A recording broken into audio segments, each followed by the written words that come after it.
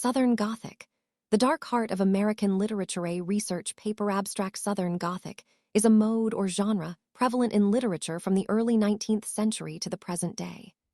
Characterized by irrational, horrific, and transgressive thoughts, desires and impulses, grotesque characters, dark humor, and an overall angst-ridden sense of alienation, the genre is uniquely rooted in the American South's tensions and aberrations. While related to both the English and American Gothic traditions, Southern Gothic distinguishes itself through its unflinching examination of the region's historical realities: slavery, racism, patriarchy, and the lingering trauma of the Civil War. This paper traces the origins, defining characteristics, major practitioners, and contemporary evolution of Southern Gothic literature, arguing that the genre functions as a sustained critical response to the romanticized mythology of the Old South. Introduction. Beyond the magnolias, the American South has long been depicted as the nation's other, an aberrant space within America's borders. This perception, rooted in the Civil War's division between North and South, retains much of its cultural force. It is perhaps a stereotype, if not an axiom, to say that the South is an inherently Gothic region whose dark cultural fabric is woven by haunting, traumatic memory and lingering violence. Southern Gothic literature emerged from this cultural soil to give voice to what the region's official narratives sought to suppress. Where the plantation myth offered images of gracious living, honorable gentlemen, and contented slaves, Southern Gothic exposed the rot beneath the surface. As one scholar observes, the genre set out to expose the myth of the old antebellum South and its narrative of an idyllic past hidden by social, familial, and racial denials and suppressions. Definitions and characteristics. Defining the genre. Southern Gothic is a subgenre of Gothic fiction in American literature that takes place in the American South. The style of writing evolved from the American Gothic tradition, which itself evolved from the English Gothic tradition. Horace Walpole's The Castle of Otranto, 1765, is considered the first Gothic novel, and Anne Radcliffe is seen as a co-founder of the genre. According to the Oxford Research Encyclopedia of Literature, characteristics of Southern Gothic include the presence of irrational, horrific, and transgressive thoughts, desires, and impulses, grotesque characters, dark humor, an overall angst-ridden sense of alienation. The grotesque. Central to Southern Gothic is the grotesque, a subgenre of the Gothic that assumes certain standards or norms and alienates those who do not conform. Southern Gothic places grotesque characters at center stage. These are deeply flawed, often disturbing figures who are nevertheless strangely compelling. As one critic notes, they are twisted and deformed by pride, bizarre, extreme foils, and have destructive obsessions. The grotesque serves a critical function. Research on the Gothic grotesque brings to light the idea that the grotesque assumes certain standards or norms and alienates those who do not conform. In the closed and exclusive world of the South, Faulkner, McCullers, O'Connor, and Welty justify their status as principal Southern Gothic grotesque writers. Thematic concerns. Common themes in Southern Gothic literature include deeply flawed, disturbing, or eccentric characters, decayed or derelict settings, grotesque situations, and other sinister events relating to or stemming from poverty, alienation, crime, or violence. The genre particularly focuses on the South's history of slavery, racism, fear of the outside world, violence, a fixation with the grotesque, and a tension between realistic and supernatural elements. Southern Gothic media frequently explores themes of madness, decay, and despair, continuing pressures of the past upon the present, particularly with the lost ideals of a dispossessed Southern aristocracy and continued racial hostilities. Historical origins and development. 19th century roots. Elements of a Gothic treatment of the South first appeared during the ante- and post-bellum 19th century in the grotesques of Henry Clay Lewis and in the de-idealized representations of Mark Twain. Edgar Allan Poe, 1809-1849, became the first Southern Gothic writer to fully explore the genre's potential. Many of his best-known poems and short stories, while not placed in a recognizable Southern setting, display all the elements that would come to characterize Southern Gothic. The Southern Renaissance. The genre was consolidated in the 20th century, when dark Romanticism, Southern humor, and the new literary naturalism merged in a new and powerful form of social critique. This consolidation occurred during the Southern literary Renaissance. Flannery O'Connor, along with other Southern writers who produced works during the modernist and postmodernist eras, are denoted as the authors of the Southern Renaissance, although most of them did not act as a unified group of writers. The literary Renaissance developed Gothic motifs into a distinctive idiom. The term Southern Gothic was originally pejorative and dismissive. In 1935, Ellen Glasgow used it critically to describe the writings of Erskine Caldwell and William Faulkner, stating that their work was filled with aimless violence and fantastic nightmares. It was so negatively viewed at first that Eudora Welty said, "They better not call me that." Despite this initial dismissal, the term endured and came to represent some of the most significant literature America has produced. The Masters of Southern Gothic William Faulkner While Poe is a foundational figure in Southern Gothic William Faulkner, 1897–1962, arguably looms the largest. His fictional Yoknapatawpha County, Mississippi, became the stage for exploring the South's social, racial, and economic ruptures following the Civil War. Faulkner's work is marked by the bitter Civil War defeat and its aftermath anxieties felt by Chickasaw Indians, poor whites and blacks, and aristocratic families alike complex, modernist, labyrinthine language that creates in readers a similarly Gothic sense of uncertainty and alienation. Stories like A Rose for Emily incorporate a range of Southern Gothic elements, including depictions of environmental decay, horror, and the exploration of mental illness. Stephen King observed that Faulkner planted the whole damn garden of the Southern Gothic imagination, noting that there is something frighteningly lush and fertile in the Southern imagination when it turns to the Gothic channel. Flannery O'Connor, 1925–1964, took the grotesque to new heights. Her work is particularly steeped in the grotesque, a subgenre of the Gothic. A devout Catholic from Georgia, O'Connor filled her stories with violent, often absurd events, but always with a purpose. Her grotesque characters are twisted and deformed by pride, bizarre, extreme foils, and have destructive obsessions.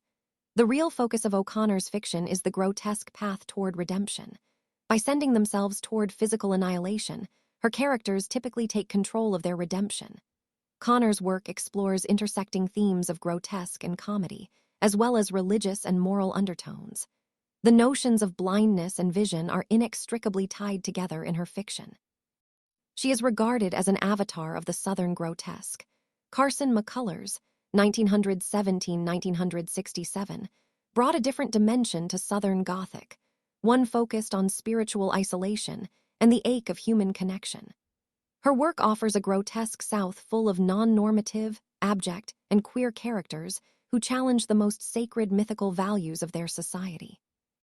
The Heart is a Lonely Hunter, 1940, employs Southern Gothic tropes to deeply and subversively criticize the ways in which Southern history, manners, and social expectations produce alienation.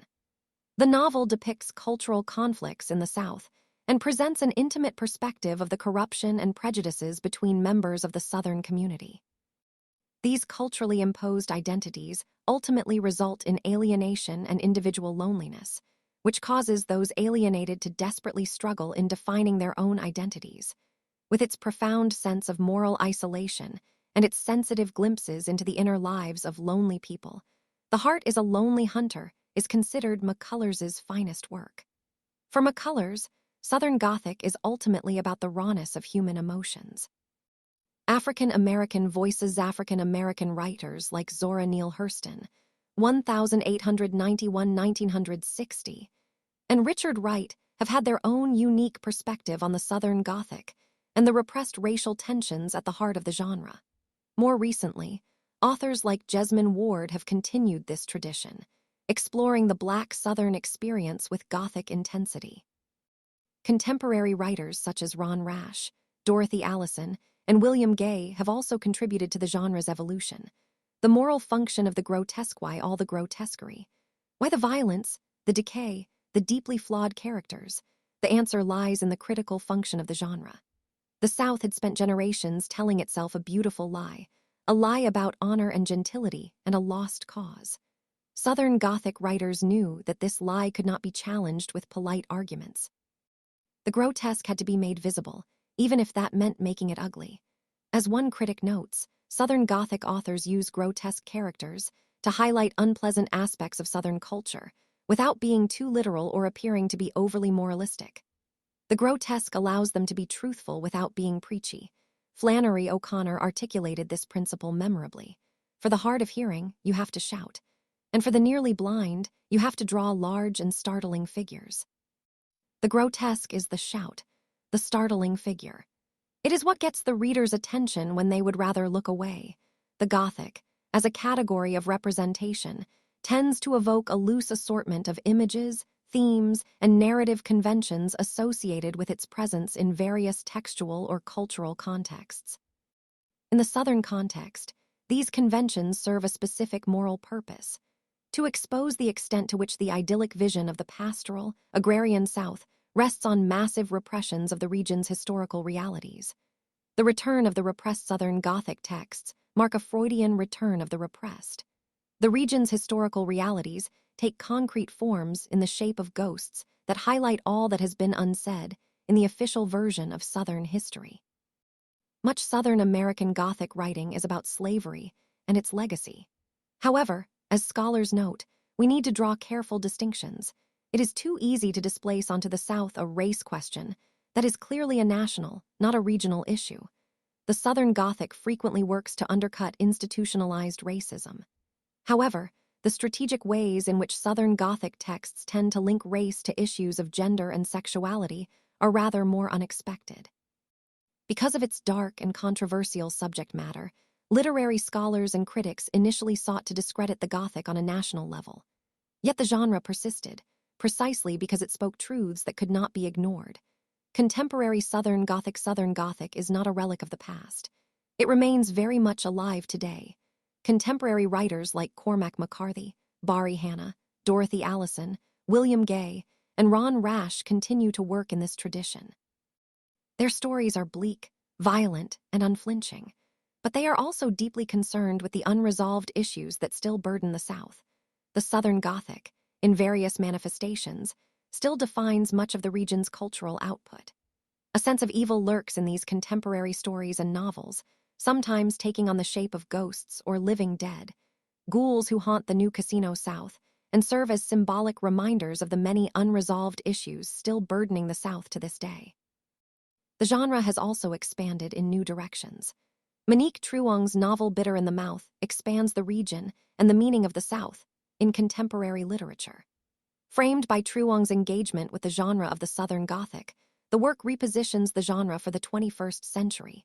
21st century American Gothic has become increasingly complex and multi-layered, enriched by cross-genre synthesis, gender and racial identity concerns, and postmodern poetics. Conclusion: Southern Gothic literature represents one of the most significant and enduring contributions of American letters. From Poe to Faulkner, from O'Connor to Ward, the genre has consistently refused to look away from the darkness that lies beneath the South's romanticized surface. What makes Southern Gothic distinctive is its commitment to truth-telling. It employs the macabre, the grotesque, and the horrific not for mere entertainment, but as a means of exposing what polite society prefers to keep hidden. The genre brings to light the extent to which the idyllic vision of the South rests on massive repressions of historical realities: slavery, racism, and patriarchy. The South is an inherently Gothic region whose dark cultural fabric is woven by haunting, traumatic memory, and lingering violence. Southern Gothic literature gives voice to that haunting. It reminds us that the past is never truly past, that ghosts, both literal and figurative, persist in the stories we tell about ourselves. Southern Gothic is not comfortable. It is not pretty, but it is, in its own strange way, a kind of truth-telling. And perhaps that is what makes it so powerful and enduring. References: Bier, Thomas Ervald. Southern Gothic Literature. Oxford Research Encyclopedia of Literature. Edited by Dater Shauna Lynch, 2017, Lloyd, Christopher. Southern Gothic. American Gothic Culture, an Edinburgh Companion, Edinburgh University Press, 2016 pp. 79-91, Southern Gothic. Encyclopedia.com, The Free Dictionary, Southern Gothic. Wikipedia, Southern Gothic Literature. EBSCO Research Starters, 2023, The Palgrave Handbook of the Southern Gothic. Edited by Susan Castillo Street and Charles L. Crow. Palgrave Macmillan, 2016.